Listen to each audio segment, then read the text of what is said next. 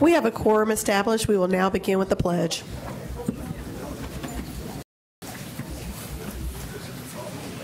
Pledge allegiance to the flag of the United States of America and to the republic for which it stands, one nation under God, indivisible, with liberty and justice for all.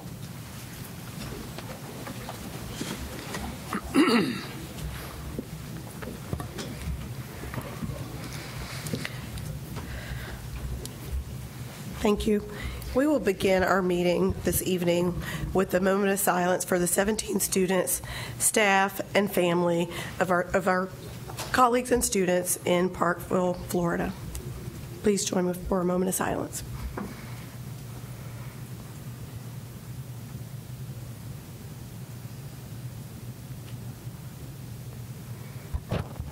Thank you. We will now hear from Dr. Burns. Madam Chair, members of the board, on Thursday, more than 100 of our high school students, along with 16 teachers, will participate in the 3rd annual Design Blitz at Red Hat Annex in downtown Raleigh. This event is the brainchild of Elizabeth Luna, a career and technical education teacher at Athens Drive High School. Students will be grouped with an industry professional to work through a design challenge focused specifically on the design process that goes into creating and developing a product. This year's challenge asks students to design a product that could help address one of the United Nations' 17 Global Sustainable Development Goals. Design Blitz hones students' design thinking skills in the areas of graphics, digital media, and architecture. It's an excellent example of our students applying the 4 C's: critical thinking, communication, collaboration, and creativity at a very high level.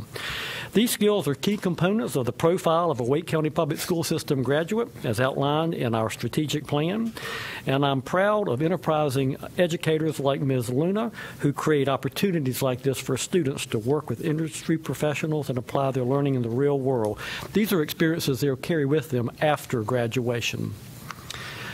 The application period for our Future Teachers program is now open through March 30th. I invite high school seniors to learn more about this program and consider applying. Begun in 2015, the Future Teachers program aligns well with the human capital objective of the strategic plan to identify, recruit, develop, and retain effective talent. There's no better way to do that than cultivating homegrown teachers who are passionate about teaching and the place that taught them. Program participants are our high school graduates who intend to pursue careers in education and who commit to teaching in our district for at least 3 years upon completion of their teacher preparation programs.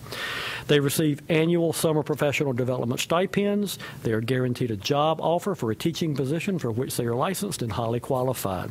Students and parents, if you wish to learn more, please look at wcpss.net/futureteachers. I'd like to also bring attention to a request we're making for the community to give us input to develop new and better dynamic learning experiences for middle school math students. Our strategic plan defines dynamic learning experiences, those that are active, engaging, and responsive to unique student needs, and honor failure as a part of learning and adaptive to the ever-changing world. We're considering a number of different new resources and materials to bring these qualities to middle school math classrooms. So we're providing opportunities for parents in the coming weeks and students to try some of these resources for themselves and let us know which ones they think would be most effective. Again, additional information is on our website at wcpss.net/mathresources. Parents and students are also encouraged to attend one of the following regional sessions.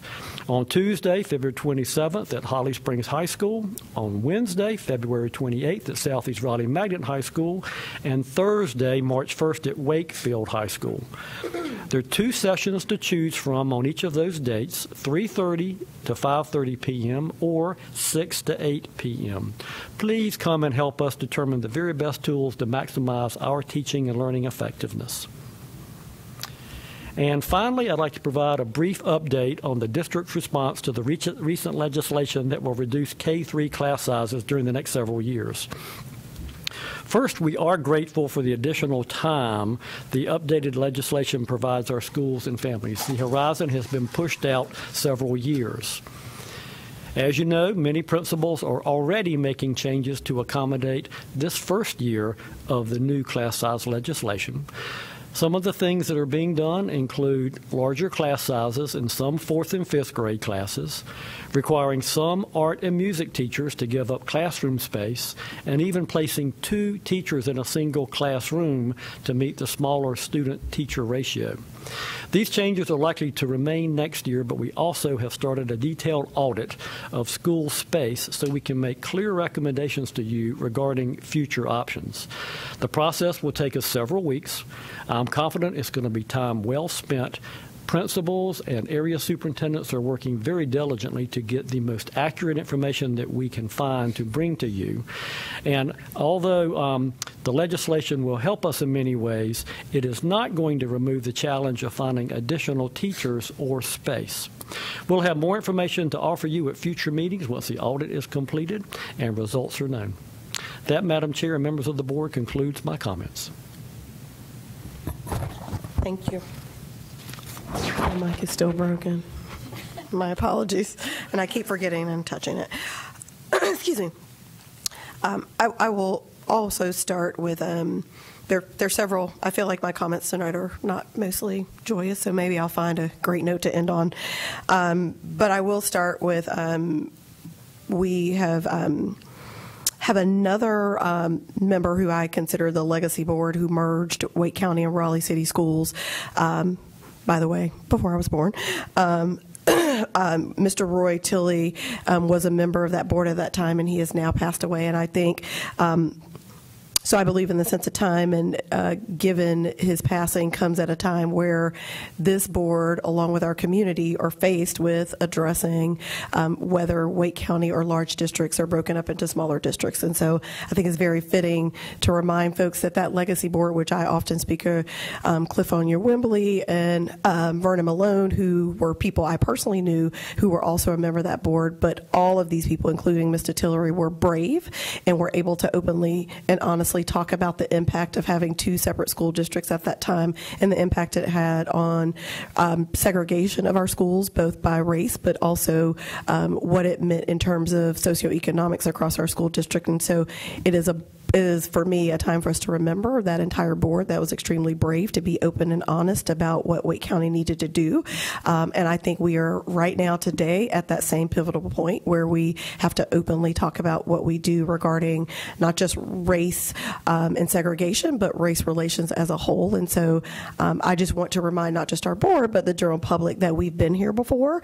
And I feel like this is another board who will be able to withstand the times, although they're going to be tough times. And they're going to be hard decisions and hard conversations. And so I implore the community, as most of you already do, to be honest with us as you are, but also to bear with us, and to know that it takes a lot of courage to stand here and recognize that we're having a conversation again that we had in 1970s. That's where we are. To that end, again, full circle around the impacts it has on our communities. As we talk about that, we had a moment of silence for what happened in Florida, and it is not lost on anyone up here how the trauma of another community being impacted by gun violence impacts all of us, both personally but also collectively. And so for me, there are no words to talk about the impact that it has on our community at large when we all then start to fear for our safety. That's what happens anytime we witness tragedy, and that's also what happens when we continue to see the tragedy perpetually on the news. And so for me, not only do we share a moment of silence and recognition of where we are, but also a reminder of what our roles and responsibilities are. I feel it feels cliche because I say this in my work world all the time, but see something, say something.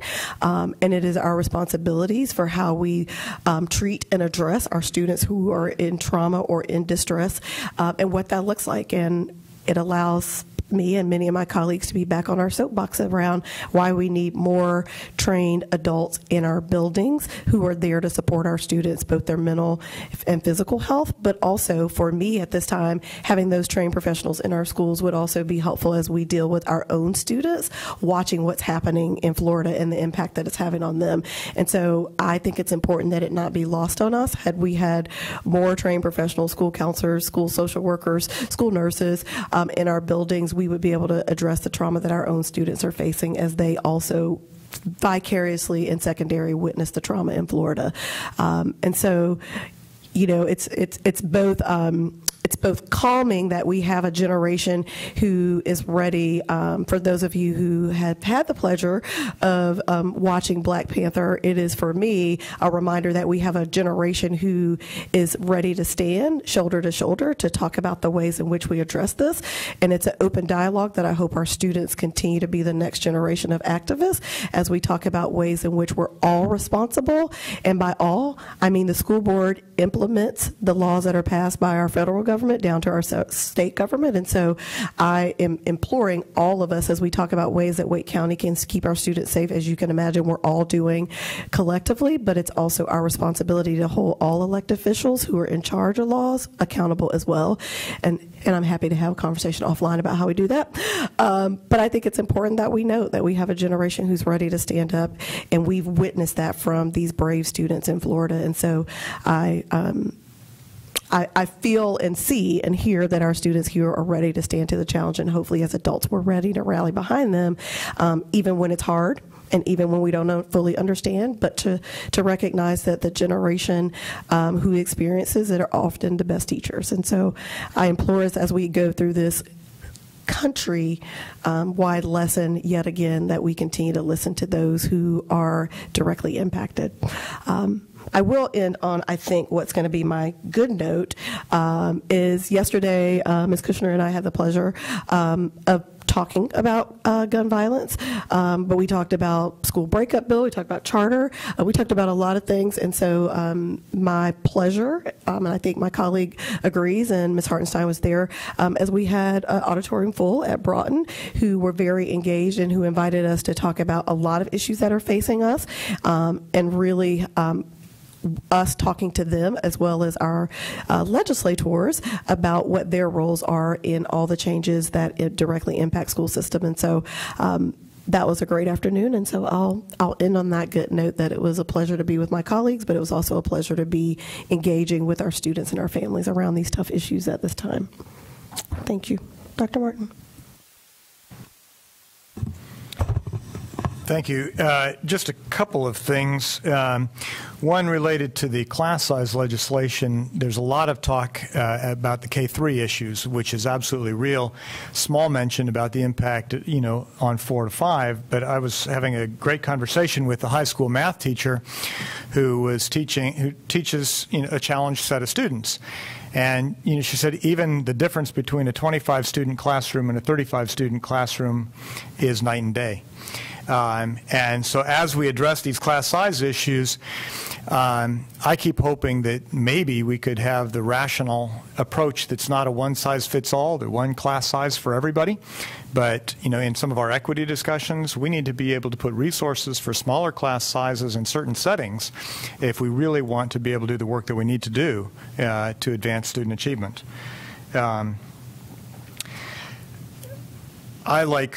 Hopefully, almost all humans were shocked by the events in Florida, and yet sadly not shocked, because it's become an irresponsible norm. As someone who goes into the classroom every day, I suspect I speak for almost every teacher that there's rarely a day that you don't walk into your classroom wondering, will it be my classroom? Will it be my school next? You don't know. I think the same goes for most students. Will it be my classroom? Will it be somebody I know? Will it be somebody I don't know? It's sobering. You know, I know as a teacher that I have a responsibility to be on the lookout for things that are odd, but what do you do? the idea that it's all social work and psychology that's going to solve this problem, no. That's not going to be the only solution. We're probably not supposed to say it, but we need gun control. We talk about our Second Amendment. I keep wondering when we're going to have the well-regulated militia. Somehow that part gets lost in most discussions. In terms of what can we do on the school board, we will continue to do as much work as we can. I think we recognize that there are aspects of physical infrastructure that we have control over. I think you see, particularly in new design, we've been making good progress on that, but we need to be able to refit some of our old schools. There's always work that needs to be done on personal training. I know as an educator, I've been through, active shooter training, but I continually need to learn. All of us need to learn and be trained. And as Chair Johnson-Hostler said, frankly, adults in schools. We need more people, and frankly, I believe, most of our students, are adults when it comes to these kind of issues. So we need to work together. We need to build relationships. We need to know each other. That makes a huge difference, but we really do need more than 100 social workers for 183 schools. We need counselors at a reasonably normed value. And finally, I'll just say that I am extremely proud of the students who are standing up and saying, our generation is going to bring an end to this. My generation needs to stand with you, but I'm very proud of this generation standing up. Thank you. We'll continue round robin, starting with you, Mr. Sutton, and ending with you, Mr. Fletcher. Just thank you for your comments and your leadership. I don't have anything else to add that hasn't already been said or addressed, so thank you. Thank you, Chair and my colleagues. I had two legislative-related events. Before Riverbend Elementary School had invited Representative Chris Malone, one of our former colleagues here on the school board, who now serves on in the North Carolina House, to see Riverbend Elementary and the impact that the class size chaos would bring to that elementary school. While they were glad for the reprieve, they also were looking down the road at having to put this beautiful art room. How do you put that on a cart? And they showed him the music room with the marimbas and the recorders and the other instruments they had. How do you put that on a cart? What's going to be the impact? They voiced their concerns about the privatization of public education. And Representative Malone had great back and forth with them, so I thank him for coming to Riverbend Elementary and for the parents for hosting him so he could see firsthand what that impact might be in future years. And as Chair Johnson-Hostler mentioned, and I appreciate Ms. Hartenstein coming to cheer us on, as we were part of a public school panel at Broughton High School, and Senators Jay Chaudhry and John Alexander joined us to talk about principal pay, teacher pay, as well as class size chaos and the other issues facing us, the elephant in the room being that was discussed being school safety. Both Senators Alexander and Chaudhry talked about having more state-funded social workers, counselors, and school psychologists. I think that is a great place for us to start. Senator Chaudhry also talked about some of the things that can be done at the state level around gun sales and has a plan. I'd invite you to, and he's had legislation in the past. I'd invite you to look into his proposals and seeing if that is something we need to have as next steps. But certainly I think there was a lot of energy around the expansion of school psychologists and other supporting professions to help our students' social and emotional health and well-being in our schools. And I would know that as a board member I'm going to be certainly backing that. I know a lot of parents are wanting to express their concerns about schools, but it's also a cultural thing, as I think my colleagues have said. Having personally lost someone to a mass shooting in a restaurant, having lost other friends and family in accidents, it's sadly far too prevalent. So I'm glad that we're continuing the conversation. And also wanted to announce that I'm holding office hours Thursday in the North Hills Panera, inspired by my colleagues. I'll be there at 10:30 Thursday the 22nd at Panera at North Hills. Come have a cup of coffee. Thanks.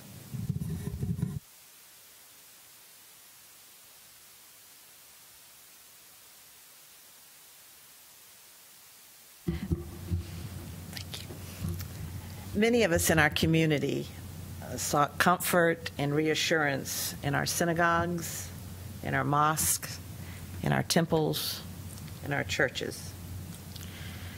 I too sought peace sitting in my favorite pew. I admit, I don't remember much about the sermon because the choir had just sung this absolutely beautiful choral arrangement called Refuge by Keith Christopher. And I couldn't help but keep thinking about the children, the students, who needed refuge. Part of those lyrics are, I am your refuge, I am your strength. I am your helper in time of trouble. So do not fear, I am your refuge. As elected officials, we are being asked, what are we doing to protect the students of Wake County Public Schools? We have our drills, we have our SROs, our locked doors, our identifying badges, our procedures, our first responders, our lessons with our students on how to protect ourselves and be safe. All of these processes support and help our students. However, every day, we have students in all grades, pre-K through high school, who enter our doors because they seek refuge from the turmoil and adverse childhood experiences they encounter outside of the 6.5-hour day. These are students who live in poverty and students who come from high wealth homes with exceptional opportunities. Trauma goes with everyone. I have a responsibility as a school board member to work tirelessly and with unabridged passion to provide the services that all of our students need to be safe, protected, healthy, and good decision makers in our schools. For this to happen, I believe we must provide the counseling and mental health services, the interventions to teach students how to make good choices, the counselors, the equity in our programs, the social workers, the nurses, the psychologists, the training for our teachers and administrators, and the time to do the hard work. We, meaning our school system, our school board, our county commissioners, our General Assembly, our parents and citizens, must be focused on working together to address the social and emotional needs of every student in Wake County. It is my desire that every individual student in our district will know that collectively, all of us, we are your refuge, we are your strength, we are your helper in times of trouble. When you pass through life's challenges, we will be with you. When you walk through the fire of trauma, we will guide you. So do not fear, no, do not fear, for we are your refuge. Thank you.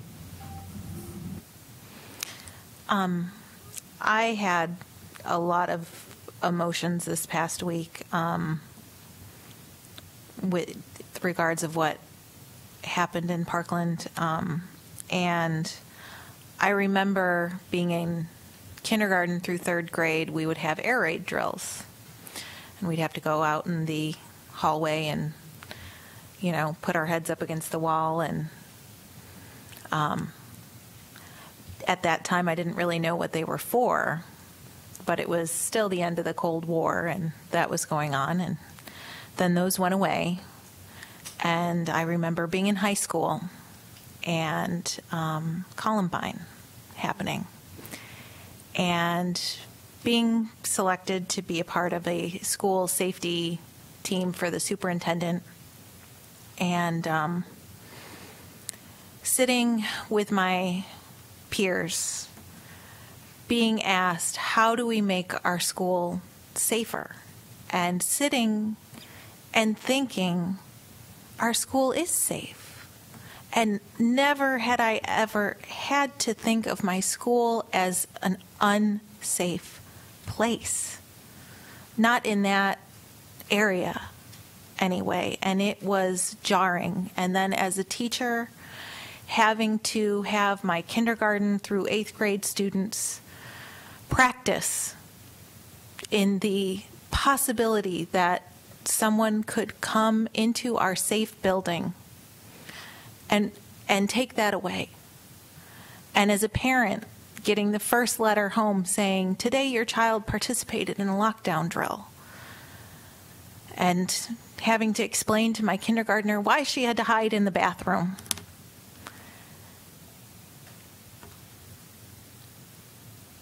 My colleagues have said we need more counselors for emotional intelligence. We need more counselors so that we can help our students grow in collaboration, communication. We need more counselors so that students know how to access their emotions and know how to call when and work through trouble times. And we need more counselors so that when things like this happen, our students know who to go to and how to work through these emotions. I don't have the answers to this. I think we've shared some of our views on what we would love to see.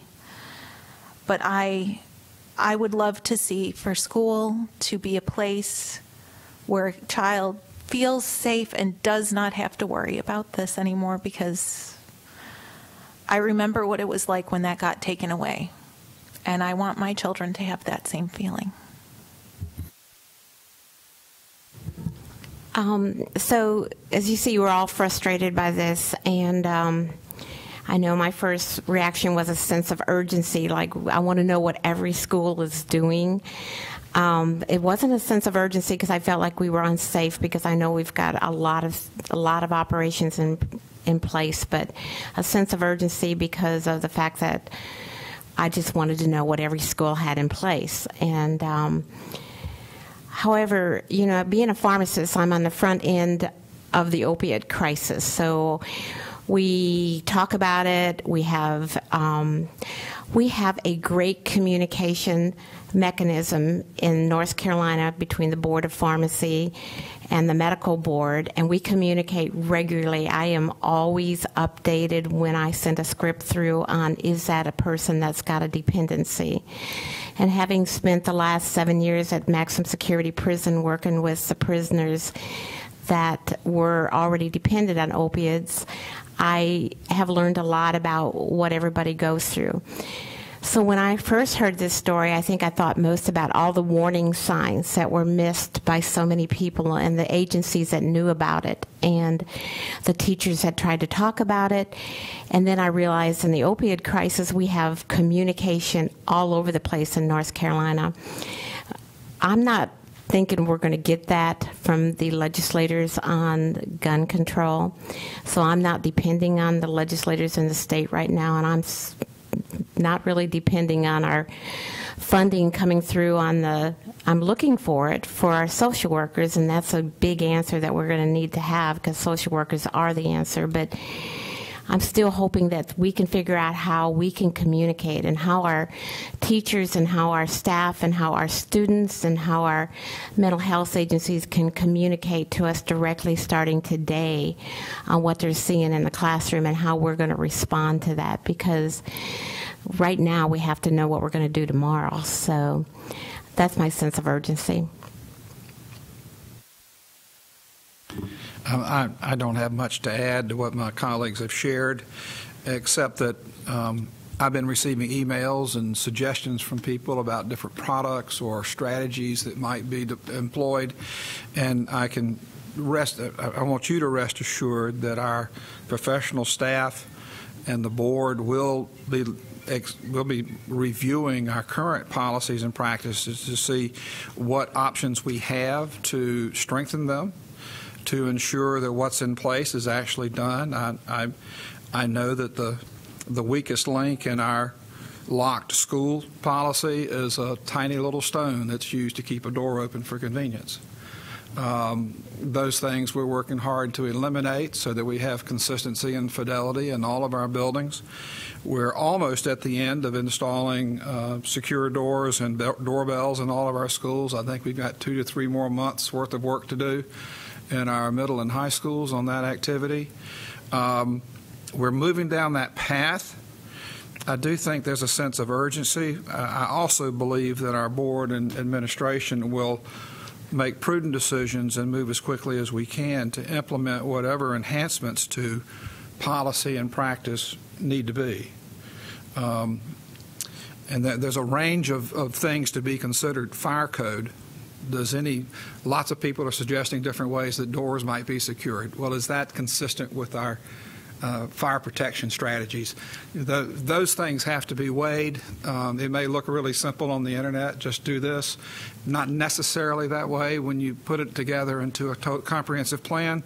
So I want to be a little more reflective in terms of what things we choose to do as we move forward. Certainly, all of our hearts ache for the families in Florida, and we're looking for strategies to keep our kids safe. That's number one opportunity for everything we do in Wake County. That's the number one principle.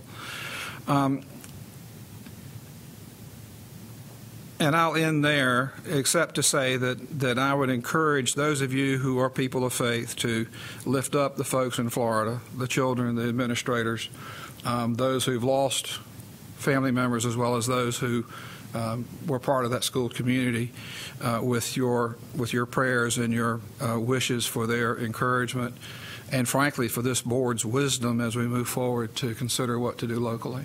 So thank you. Thank you, everyone.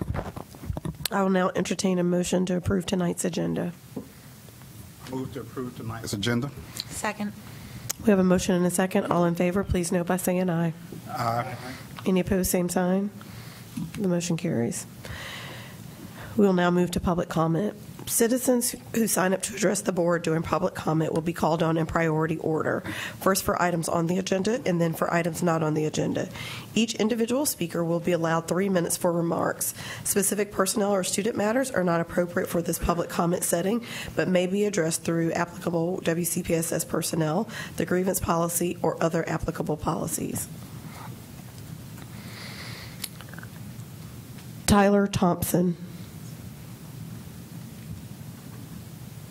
Okay. Makisa Thompson.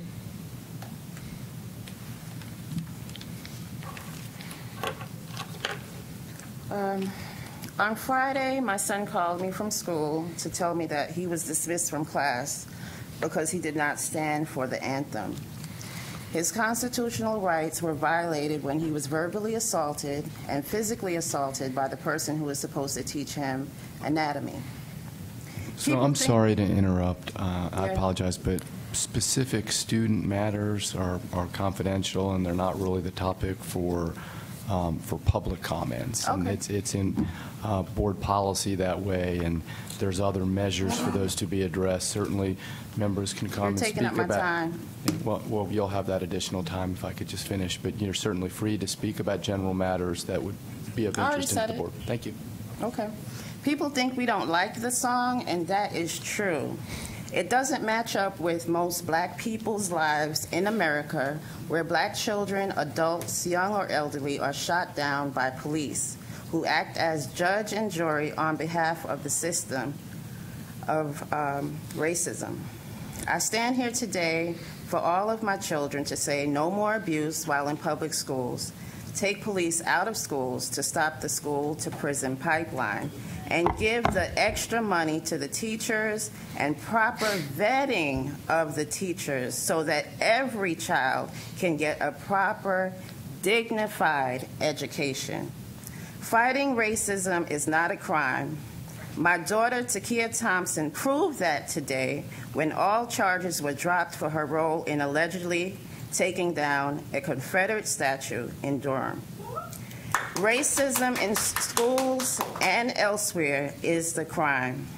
Teachers who carry out acts to demean and demoralize young people is the true crime here that must be dealt with and dealt with swiftly.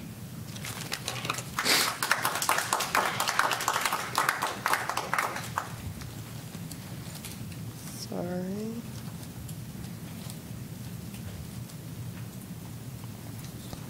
Jeremiah Boyking.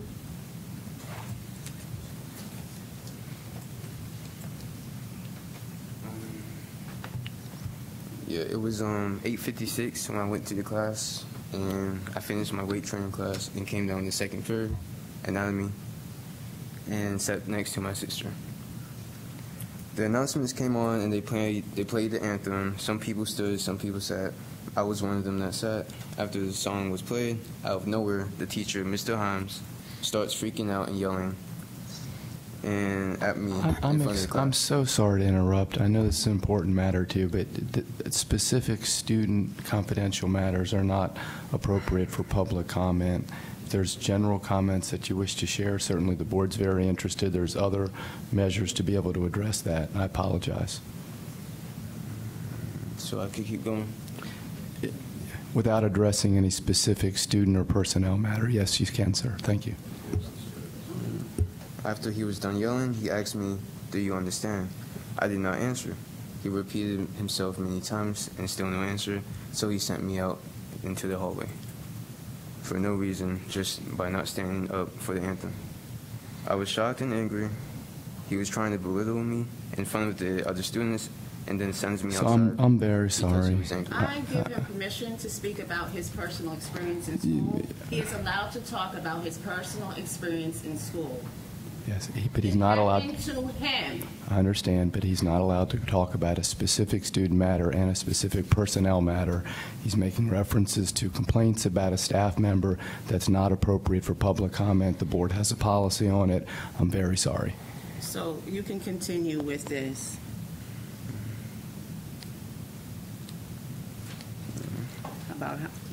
Tell how you felt about what happened and how he's a racist and fascist person that needs to be excused from the school. Okay, so that wouldn't be acceptable either. I appreciate your opinion. I appreciate your opinion on it, but you have the right to speak about what you experienced in school and not be repressed by state repression. Probably not. I felt attacked. The teacher made me feel small and ashamed to be black, as if I should have respect for a song in this country that doesn't represent or defend me or my family. Thank you. Thank you, Jeremy.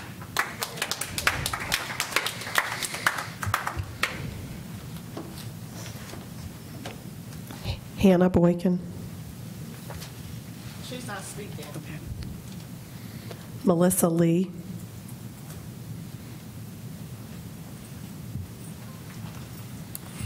Good evening. My name is Melissa Lee, and I would like to tell you that I am a president of the Wake County Indian Education Program. I am a part of the parent committee, and two of the members are here is Karen and Rufus from the members. I just wanted to let you know to invite you to our annual open house and the public hearing on Thursday, April 12th. At 6:30.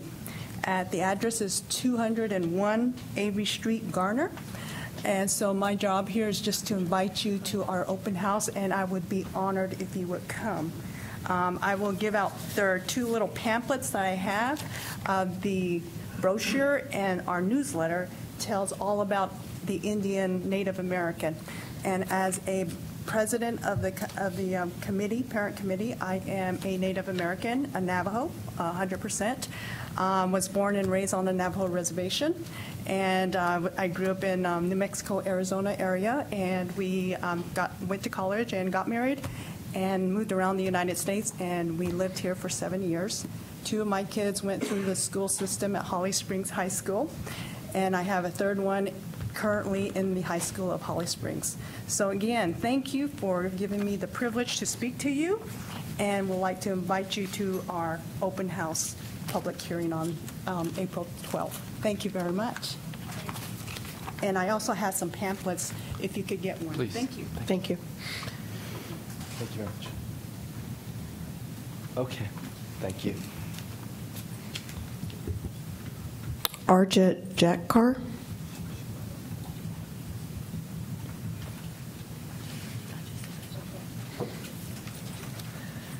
Hi there. My name is Arjit Jatkar. I'm a sophomore at Leesville Road High School. Today I'd like to speak to you about dual enrollment and what makes a student successful. So today, the humans that are most successful on our planet are the ones who push their education to the limits and chose to apply themselves to a certain topic and actually demonstrate passion for that and look to push that forward. The most successful people are those who search for what is beyond what is available for them and want to take a piece of knowledge and apply it to a problem we have today in the world. White County has something called dual enrollment, as you guys know, which aids in that, and it definitely has helped a lot of students throughout the past few years, but a problem with that is students are responsible for the financial background of that, and they have to pay the tuition for universities they register for.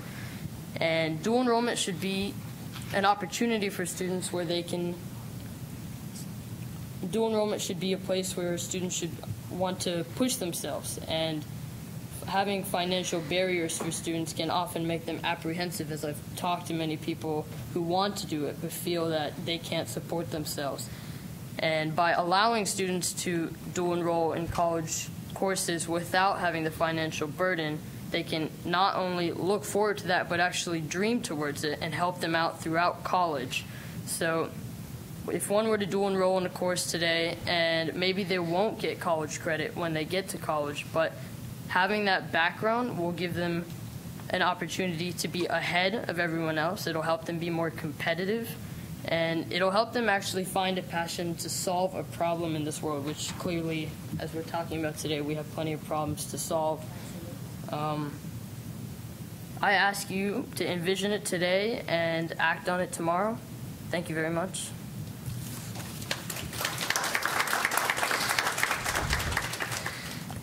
Angela Scioli. Oh, I didn't see you. My student is assisting me with handouts. Would you like to go that way? Hi, my name is Angie Scioli, and I teach social studies at Leesville Road High School. I've had the pleasure of getting to know quite a few of you over the years, and some of you have been in my classroom more times than I can count. Please know I'm extremely grateful for each of you on the board and so appreciate your significant service to this community. My primary goal tonight is to support my former student, Arjit Jatkar, in his debut before the board. But while I'm here, I thought it might be an opportune time to get two things on your radar. You might know that a group of teachers in 2013 founded an advocacy organization called Red for Ed NC and launched the Wear Red for Ed movement in North Carolina.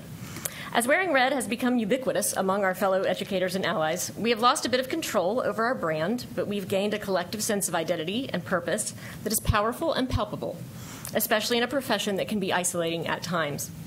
The educators in our advocacy group have traveled a winding road, gaining experience in using a variety of tactics to advocate for our profession and our students. We are switching gears in our 5th year from using outsider tactics, like writing op-eds and street-level protest, to more insider tactics that include forging relationships with those state-level policymakers who serve on critical committees related to education policy. The area we see the greatest potential for collaboration is in creating advanced roles for teachers while easing the administrative burden on our principals. Thanks to my experience working on WAKE's Task Force on Career Pathways for Teachers, led by my friend Mark Savage, I gained a lot of information and insight into this policy area. I was also able to observe career path models in action in the 2 years I've served as a Hope Street Fellow. I've studied the pilot programs being implemented statewide, and none of them have the unique set of elements we think would be most beneficial. One fundamental assertion we feel strongly about is that advanced roles for teachers should not pull effective teachers out of the classroom, but rather we should push developing teachers in. So we wrote our own policy proposal. It is right now a one-page pilot proposal called Project Ignite. I brought copies for each of you. We have been systematically meeting with many people in the majority and minority on Jones Street and at DPI, and we are gaining traction. One senator has expressed a desire that it proceed to bill writing. So I just wanted you to be informed of the initiative and give you a heads up that if you ever hear of Project Ignite, it is a homegrown policy proposal. If it were to be passed in its current form, only one extra-large school system, Wake or Charlotte Mech, would get to participate in the 3-year pilot. So I would hope that we would apply and we would implement it here first. Please let me know if you have any questions about the proposal or can envision ways to make it better. A second bug I wanted to put in your ear is that in 2013, a documentary was shot that captured the founding of Red for Ed and explores the idea of teacher performance. It is called Teacher of the Year because the producers followed me around for a year to capture what the life of a teacher is like. It has spent the last year in the film festival circuit, and it is now ready for public consumption. It will be shown at Hunt Library on April 16th and the Cary Theater in time for Teacher Appreciation Week on May 7th. I want to make sure you are aware and give you our personal invitation. We think it will make WCPSS proud. Thanks again for your time and service. I look forward to working with each of you as we lean into the task of making Wake County Public School System the finest system it can be. Thank you.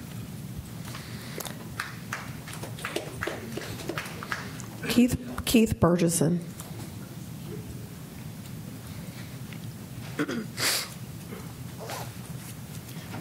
Good evening, Superintendent Burns, honored board members. My name is Keith Burgesson. I'm a North Carolina resident, and I'm here as a concerned citizen and stakeholder.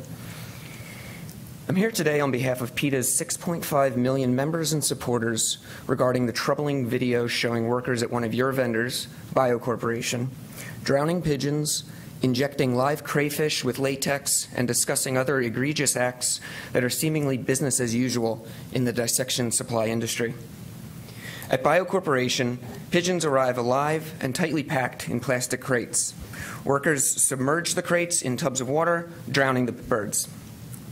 The American Veterinary Medical Association deems death by drowning inhumane and unacceptable. A veterinarian who watched PETA's footage commented that drowning would cause the pigeons, quote, prolonged pain and distress, end quote, for as long as 10 minutes. The birds would panic, hyperventilate, and struggle to keep their heads above the water. They would then hold their breath until they couldn't breathe any longer. At that point, their lungs would fill with water, leading to vomiting, painful spasms of the airways, and finally, loss of consciousness, cardiac arrest, and death. Turtles were shipped frozen to Bio Corporation, but workers, including a supervisor, said that these animals sometimes come back to life. Staff said the fully conscious turtles were then put back into the freezer. The company was subsequently charged with 25 counts of cruelty to animals.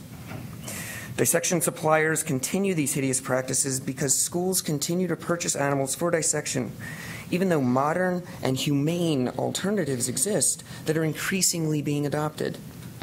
There's no educational value to making students cut into animal corpses, but the many benefits of humane, non-animal instruction, such as digital dissection, are well documented.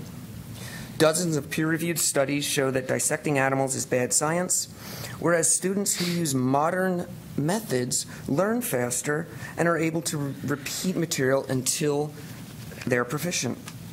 Studies also show that students prefer using humane alternatives, such as interactive simulations and anatomical models. Dissecting animals has been shown to dissuade some students, especially females, from entering science-related fields, and some students are uncomfortable speaking up due to fear of potential ostracism from peers or teachers. A growing majority of young people are opposed to animal experimentation and dissection in educational settings. The act of cutting open an animal teaches children that living beings are disposable and downplays the fact that they were once alive, and as we saw at Bio Corporation, often killed exclusively for these exercises. This is a dangerous lesson, especially with the increase in incidents of cruelty to animals perpetrated by juveniles. All U.S. medical schools have ended animal dissection activities, so clearly there's no reason for middle or high school students to dissect animals. We hope the board chooses to support humane science education by replacing animal dissections with computer-based learning tools. I thank you for your time and consideration. Lisa Mickey Shipley.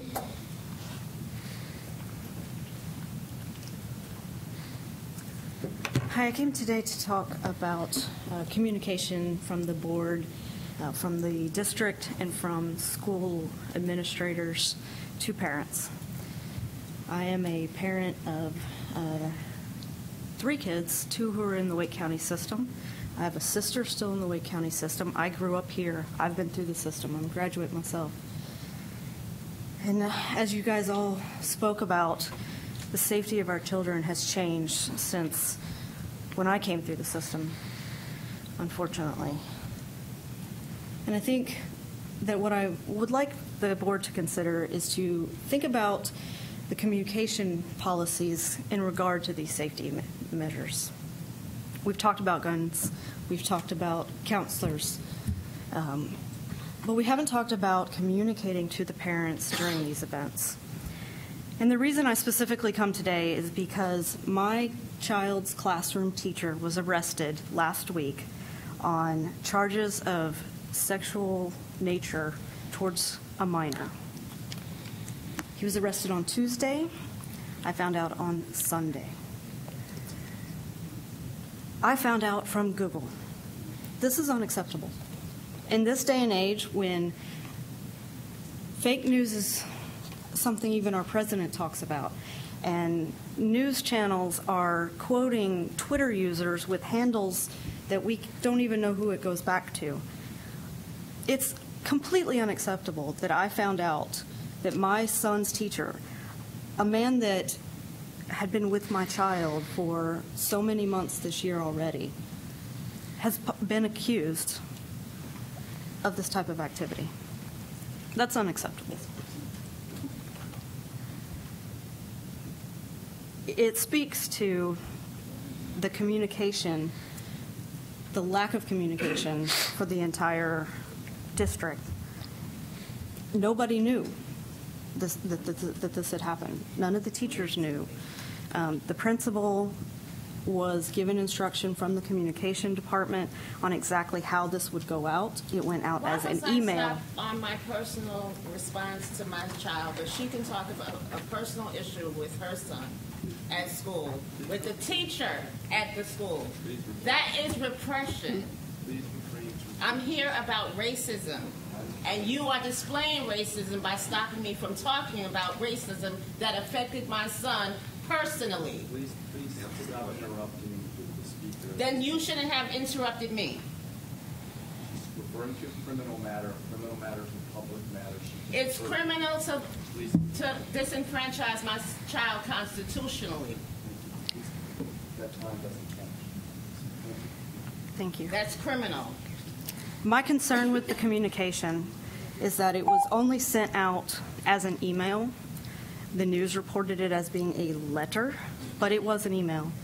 And specifically in the school that this happened at, there actually is an socioeconomic, a race issue that maybe not all of those parents were signed up through School Messenger. Maybe they don't have an email address. Maybe they were unable to get this email. It simply was not treated with enough urgency and importance. And I just asked the board to take a look at the policies surrounding that and to consider those. Just communicating to the parents timely when these issues happen. Thank you. Stephanie Lermont.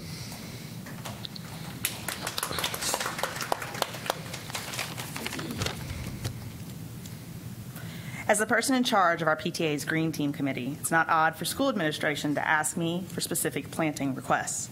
So a week ago, my kids and I brought potted plants to the front garden, and to honor Black History Month, we also included 2 Black Lives Matter signs, to which we added examples of influential Black people and places in Southeast Raleigh. As a board, you put the idea of race equity into the district with Dr. Trice's office, and I thank you for that. However, without local community oversight of these programs at every school, that is the very real risk that equity will devolve into another generation believing that colorblindness is possible. If white folks can say equity and diversity, it shouldn't be hard for us to say that Black Lives Matter, but it is. And because of that, we need oversight from parents of color. I shared a picture of the garden on social media, where it was reshared by our PTA, but by 8:30, the assistant principal had removed both signs. This decision was backed by the communications department, The reason that it doesn't relate to the school program, and that signs and other distributed materials must relate directly to what's happening in the schools. If the concept that Black Lives Matter is not directly related to what's happening in schools all year, but especially during Black History Month, then what are we even doing here? As a district, he budgeted $1.26 billion tax dollars collected from the people to educate the people's children. And when the people's children do not pass tests, the district spends more money to examine why this or that subgroup doesn't perform. Learning should not be performative. About an hour ago, students started marching because they are tired of waiting to be murdered in their schools during a mass shooting. Today, there have been cops in schools so focused on over-policing Black and brown students that they have missed the warning signs of a potential mass shooter, statistically more likely to be white and male, like my own children. Many of us stood up here last year asking for more protections for students from SROs, asking you to pass a resolution that would protect undocumented children from the Wake County Sheriff's partnership with ICE. See, there are just so many ways that children can be killed in a public school, even if they don't die in the actual building. White supremacy, the system of structured and institutionalized racism, is literally killing all of us, but we can't even say Black Lives Matter. How many years has Wake County been doing this? 42, my lifetime. The asking time is nearly over. It's time for the telling. This is our kids and our money.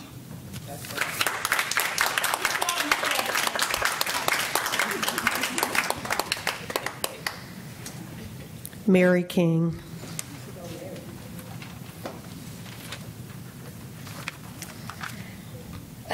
I didn't expect to feel emotional at a school board meeting, but hearing Jeremiah and his family have the bravery to tell his story has left me that way. I'm the parent of 2 children, a second grader and a rising kindergartner at Rollsville Elementary.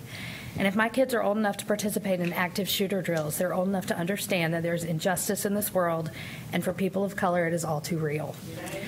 My husband and I chose to send our children to public school because we want them to learn that the world is bigger than they are, that people look and live very differently than they do. And for a child of color to come to school and see a Black Lives Matter sign and think this is a safe space for me is vitally important. Some children may recognize the word and know there's a bigger meaning behind them. Others may see them and think only I mean something here. For teachers, administrators, school resource officers, and even parents, it may serve as a reminder to examine their own biases and the institutional biases that exist against children of color in our school system and in our world. These are all things that my white children do not have to think about. They've never walked into a space and thought, does the color of my skin put me at risk here? And seeing a Black Lives Matter sign at their school is not going to lead them to that thought. Instead, it's going to serve as a conversation starter, and selfishly, it's going to make my job as a parent easier because my goal is to raise kind and empathetic children who learn from an early age how to be allies to their peers that may not look, act, or think like they do. If this week has taught us anything, it's that there's a lot we cannot do to protect our children, but this is a simple step that we can do. We can show children of color that their school cares about them, believes in them, and values them, that school is a safe space for them, and that their lives matter. And doing that does not take away from white children in any way, because those messages of inclusion are ones that my kids see every minute of every day in mainstream media, in books and movies, and even in the lessons they are taught in schools. Their safety net is strong, and we owe it to all children to ensure that they know the same. This is not a political issue. This is an issue of doing all we can to ensure all children know that they have value. And saying explicitly to the one group that does not hear it enough does not take away from those who do. Instead, it prepares them all to live in our ever-changing and increasingly diverse world. And isn't that the job of the public school system? Thank you. Fernando Martinez.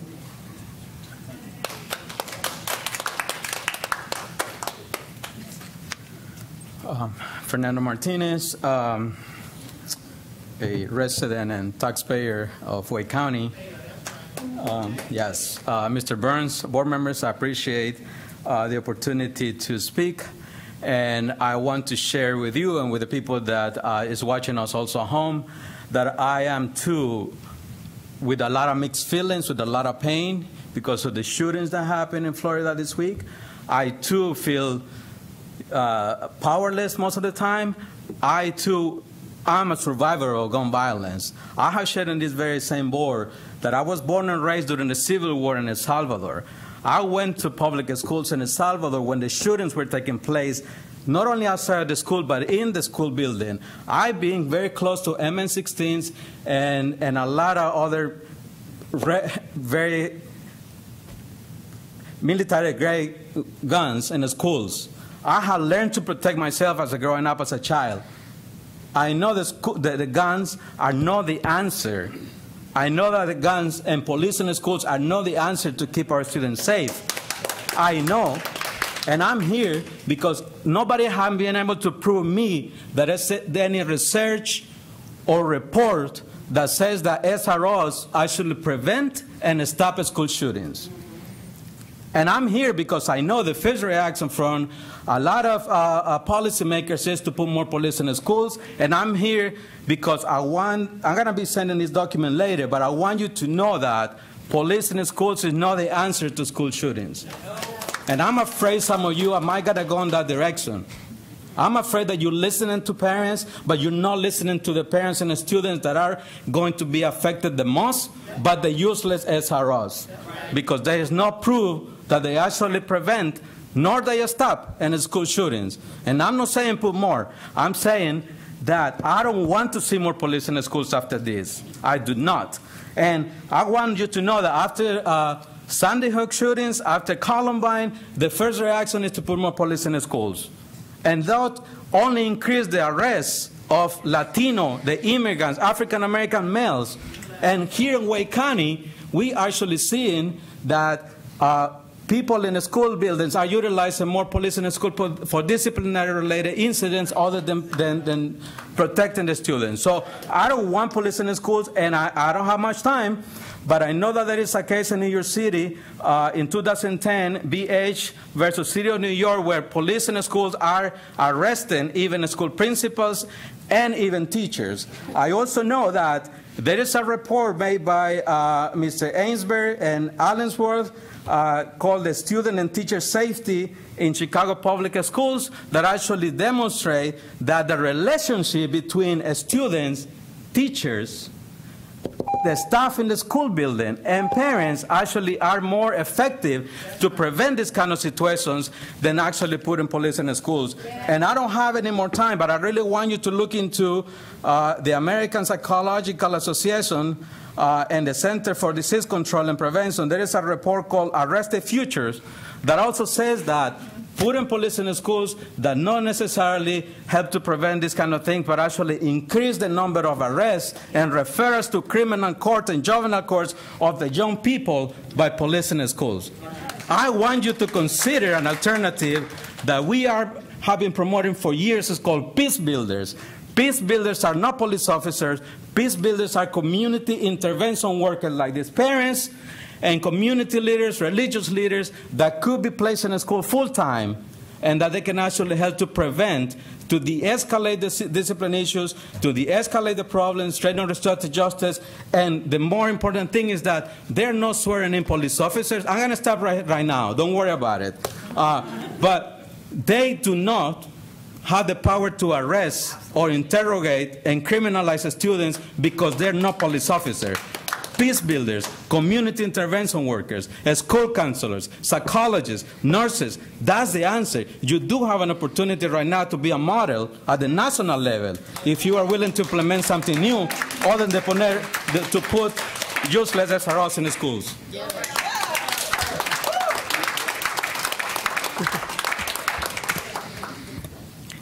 Kimberly Mukhtarian.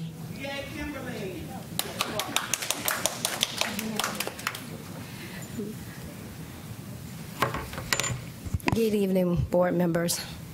Again, my name is Dr. Kimberly Mukhtarian, resident of Raleigh, North Carolina, student of Wake County, especially Emmacon, kindergarten and first grade. It saddens me to hear that we are struggling yet in 2018 to celebrate Black History Month in our schools. It is imperative that we understand the principle behind why we have to celebrate one group more importantly than any other group. We have been sabotaged our identities have been taken, stolen, and dispersed in America. And so many of our children may not fear the gunshot in the school. They may fear the gunshot before they get to school. And so we have two narratives going on, one of which we must address. We must not address it once it comes to the school, but we must also address the culture of gun violence. And in honor of Martin Luther King, who said nonviolence is the way, are we truly working on it? Are we working on the American way?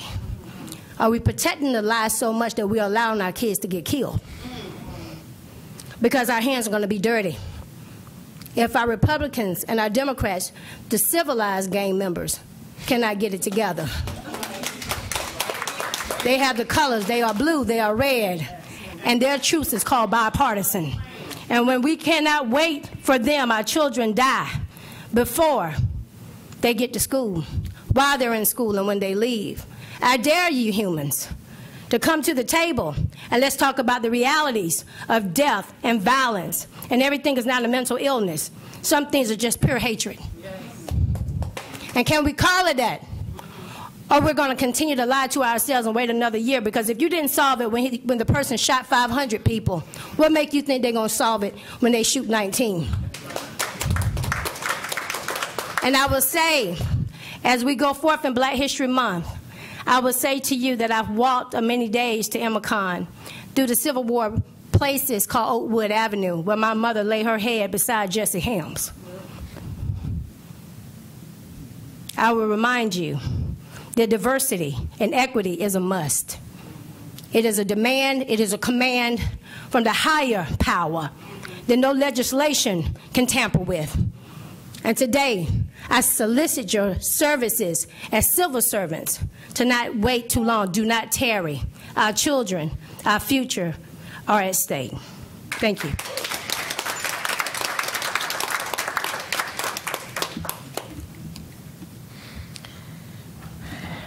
I'm going to take a short moment of personal privilege and thank all of you, but especially Ms. Thompson and Jeremiah for your boldness and your sense of urgency that you brought to this table today. Our job is to sit here, but rest assured we hear you, and that's physically what we have to do here. Several opportunities, I've taken a personal point of privilege that while I have to sit behind this table to finish our board meeting, I offer you the opportunity to speak to our staff further because of the limitations here, or you can feel free to follow up with me, but I do want you to know that we heard you and the urgency, and appreciate and applaud the urgency that you continue to push and press us towards. Thank you. And thank you, board members, for allowing me the personal point of privilege.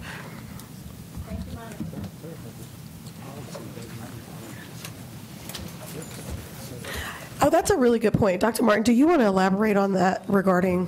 Just very quickly, with respect to policy, folks, you are absolutely correct. The policy does not require you to stand for the Pledge of Allegiance, for the national anthem, or any other reason. So you are correct. The policy is correct, which is why, as Chair Johnston Hustler said, please talk to staff. We will be looking into this situation. Thank you. This is that. I'm sorry, that was just a clarification of policy. I'm not trying to make an opinion on it, but the policy, this is actually established by the Constitution, and it is in our policy. Thank you for saying that. Yeah. That's not opinion, that's established. That's the sign issue. That's not a sign issue. This is the policy issue. Well, you can, but we're actually addressing the policy. But you absolutely can as a board member. Yeah, no, I'm only addressing the policy issue.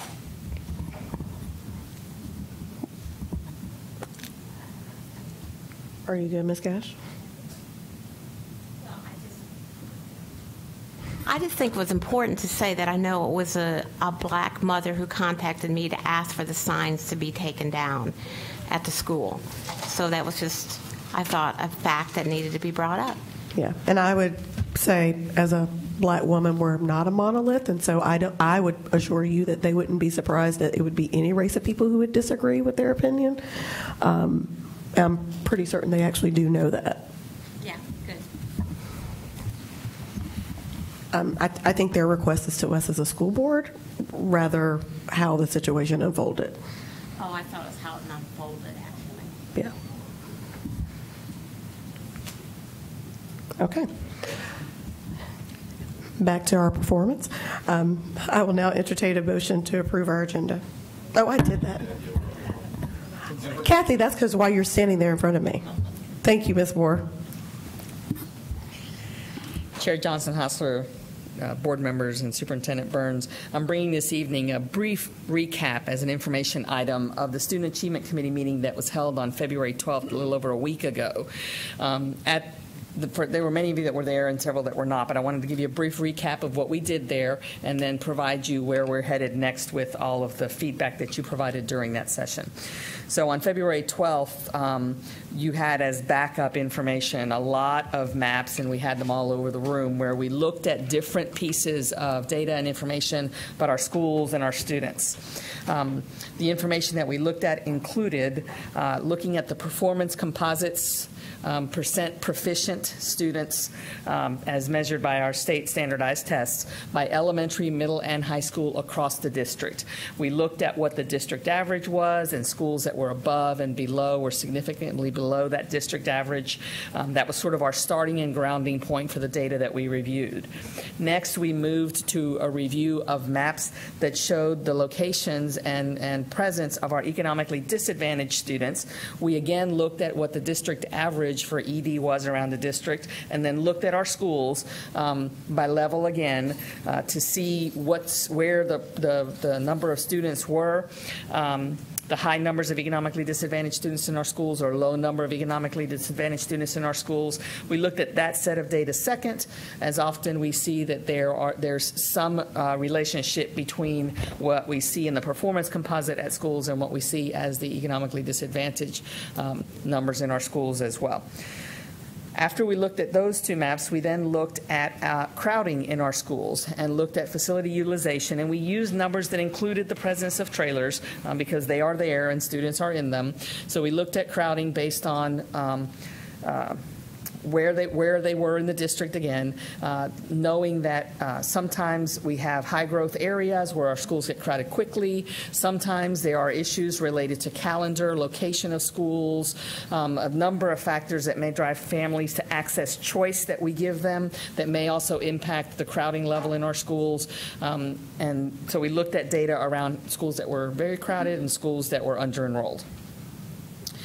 We then looked at the characteristics of school staff in schools. We looked at the percent of teachers in our schools that were nationally board certified, how many teachers in a school were nationally board certified, looked at whether or not there were higher concentrations in some schools or some areas, just knowing that staff that teach our students have the biggest impact on them on a daily basis. We looked at beginning teacher percentages in our schools as well to see whether or not there was a relationship or where the presence was of our younger, inexperienced beginning teachers in schools. And then we also looked at where teachers were with advanced degrees were located in our schools. So all of this information was on maps, and it was used as a backdrop to spur conversation about the relationship between the data that we were looking at and how we ensure that our families, as they are making choices, are able to make choices where all schools are best and first choices for our families. We further looked at our magnet schools in terms of where the magnet schools were located. We looked at the level of transportation that the magnet schools got. We provided information as well on that chart about whether a magnet school was a Group 1, Group 2, Group 2A magnet, and then we have 3, 4, and 5 as well.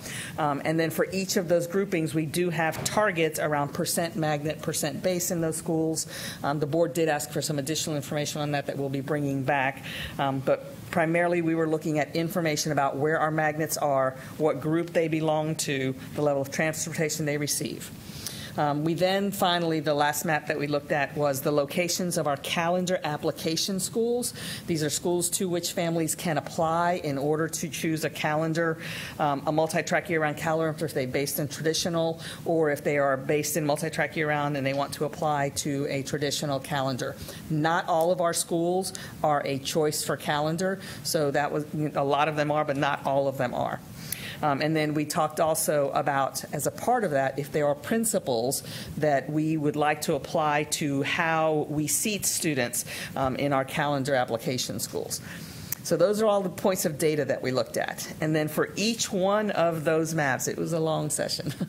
For each one of those maps, we asked the board to provide feedback through, we gave you, I think we had 6 or 7 points, tools that we took a look at for each of the maps. I think it was 6 total, because we added one as we added one at the very first map.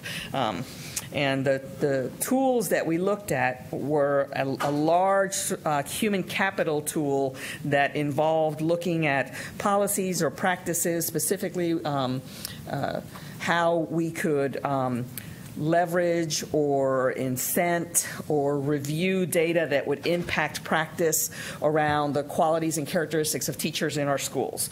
So we asked the board to provide feedback around human capital and whether or not the data that we were looking at could be impacted by a human capital strategy. We also looked at the enrollment plan as a strategy and a tool that's in our box. And so we asked the board to, wherever they felt that a map or a piece of data could be impacted by practices within the enrollment plan process, that we put a dot there. We also looked at differentiated resources, some things that are already happening in the district and whether they should be expanded, reviewed, and looking at whether it's establishing a basis for asking for additional resources or redistributing existing resources. And those resources could be human, they could be financial, they could be a practice or a service that the district provides. So we were looking at that sort of with a broad lens as well. We also looked as a tool to achieve district priorities, how we maintain healthy or establish new magnets, how we use at our early colleges to also achieve some district priorities, and then how we group schools in any of those categories. And then calendar application school principles, which I mentioned a moment ago. Do we need to apply principles that guide how we provide choice to families when they are applying for a calendar school that's different from their base calendar, similar to the principles that we have that guide our magnet selection process? And then the tool that we added was facilities, because there was some sense that some of the data that we were looking at could be impacted by either renovated spaces, new spaces, age, quality, condition of facilities, whether the facility lends itself. Crowding sort of, goes into that as well. So the board then was able to, for each set of maps, after we had discussion and time to review them, put dots where they felt tools were particularly applicable to the information that was relayed in the map. We have taken that feedback and we have compiled it. We've had a conversation already about how we will bring the results of the board feedback to the extended work sessions that are scheduled for March 13th and 14th. At that time, in some cases, we're taking the board feedback to throw some strategies or options out there for addressing where the sentiment was in the feedback and the dots. In some cases, there's further discussion and finer tuning required around board direction. All of this is geared towards a couple of different outcomes at the end. For the staff to have good direction about how to begin planning for next year's enrollment plan. There's been a direction from the board to include community and stakeholder groups earlier in the process prior to draft 1. And some of the things that we talk about, we've kind of got to put some sort of stake in the ground around how we're planning to implement a tool or not in order to get feedback also on it from the community before the enrollment plan draft 1 gets put together. In other cases, the board discussion is probably going to lead to not necessarily finding a solution right away, but starting a discussion about beyond the enrollment plan, what are some principles or guiding priorities that the board may want to communicate to staff in other areas that are not the enrollment plan that we need to start looking at. And all of it around trying to maintain healthy schools that are our best choice and first choice for our families.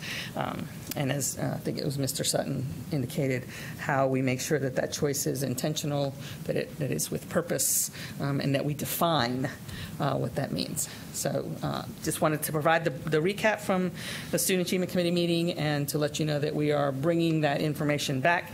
If you have thoughts about anything in particular that you'd like to see on March 13th or 14th, whichever day it is that we're going, please feel free to provide that. Happy to answer any questions.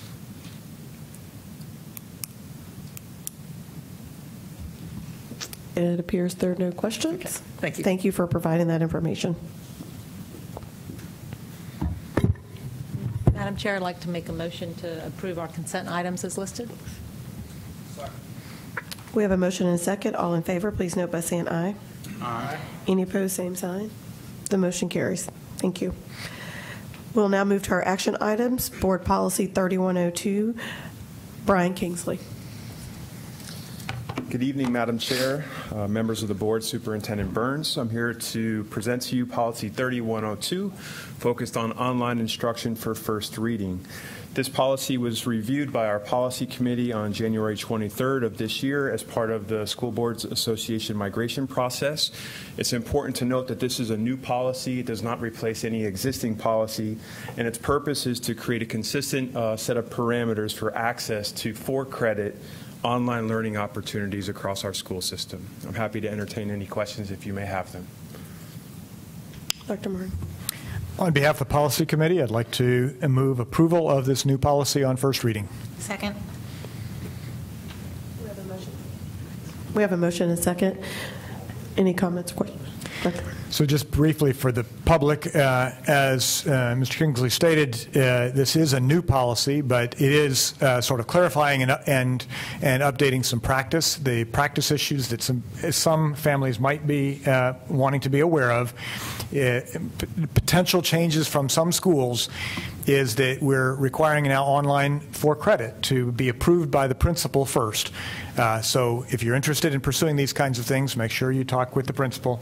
And we're also stipulating that to get credit, it must be an approved online vendor. Sometimes people will contract any variety of sources. So there's clear language in terms of the approval process, both that it is an approved vendor and that goes through the principal. So those are things I think the community might want to know.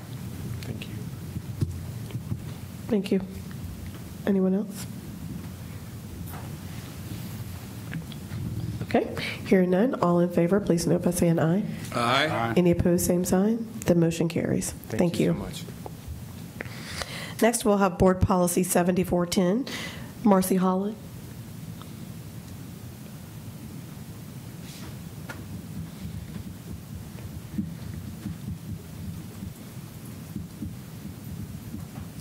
Good evening.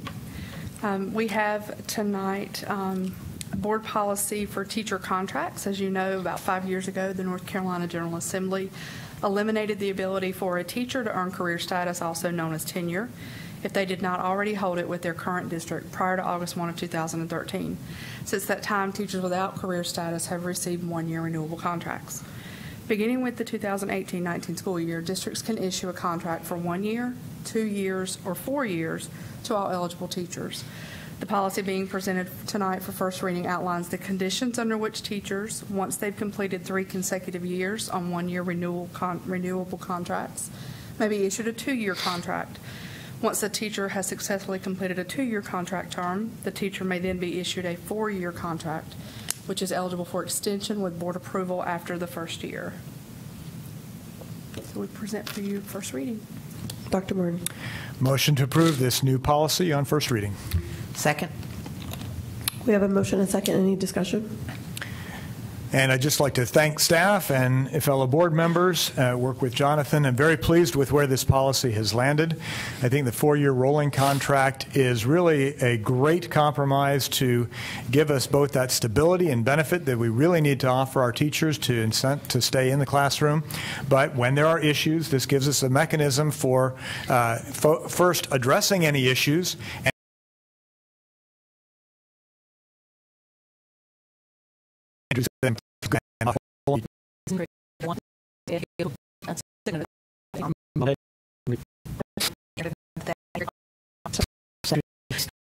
Till